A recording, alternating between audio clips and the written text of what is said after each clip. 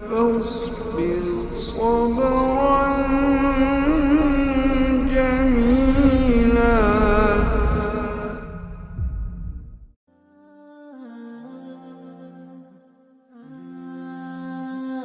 Istig'for banda Robbisidan gunohlarini kechirishni so'rashidir. U tavba va yengil tortish kalitidir.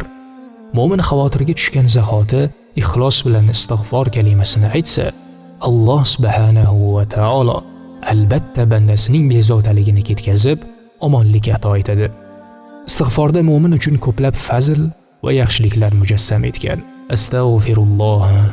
Bu bir kalimadan iborat bo'lgan eng qisqa duodir. Ma'nosi Alloh meni mag'firat qilsin. Bu mo'minning qalb xotirjamligi va duolarining qabul bo'lishi omilidir.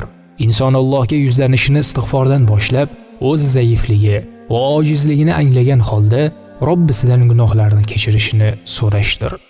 Doim istig'for aytib yurgan inson uchun tavba va rahm eshiklari ochilib, rizqi mo'l-ko'l bo'ladi. Istig'for kalimasini zikr qilmoq mo'minning eng yaxshi sifatlari bo'lgan tavozilik va itoatni namoyon qiladi. Qolaversa, istig'for xotirjamlik holatini baxsh etib, xavotir va bezovtalikni yo'q qiladi. Nabiy sallallohu alayhi va sallam kim istig'for aytishni o'ziga lozim tutsa, Alloh uning mushkulini kushoyish qiladi, og'irini yengil qiladi va o'zi o'ylamagan tomondan rizq beradi deganlar. Payg'ambarimiz alayhissalom insonlarning eng yaxshisi bo'la turib, istig'for kalimasini kuniga 70 marta aytib, mo'min musulmonlarni doimo tavbaga da'vat qilganlar. Istig'forning eng ulkan fazilatlaridan biri shuki, Alloh subhanahu va taolo nazdida doimiy ravishda tavba qiluvchi inson taqvodordir. Nabiy sallallohu alayhi va sallam kim istig'for aytishni o'ziga lozim tutsa, Alloh unga har bir torlikdan chiqishni, har bir g'amdan kushoyishni nasib qiladi hamda uni o'zi bilmagan joydan rizqlantiradi deganlar. Bir daqiqada 100 marotaba astagfirulloh kalimasini aytsa bo'ladi.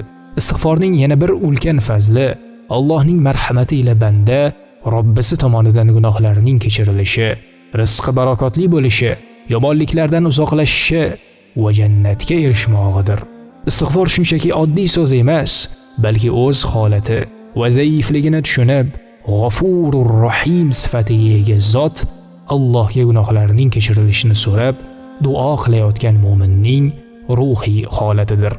Al-G'affor, ya'ni mag'firat qiluvchi Alloh taoloning ismi bo'lib, u zot tavba qiluvchilarni yaxshi ko'radi. Begunoh odamning o'zi yo'q. Kimki gunoh qilsa-yu, so'ngra Allohga istig'for aytsa, Allohni mag'firatli va rahimli zot topadi.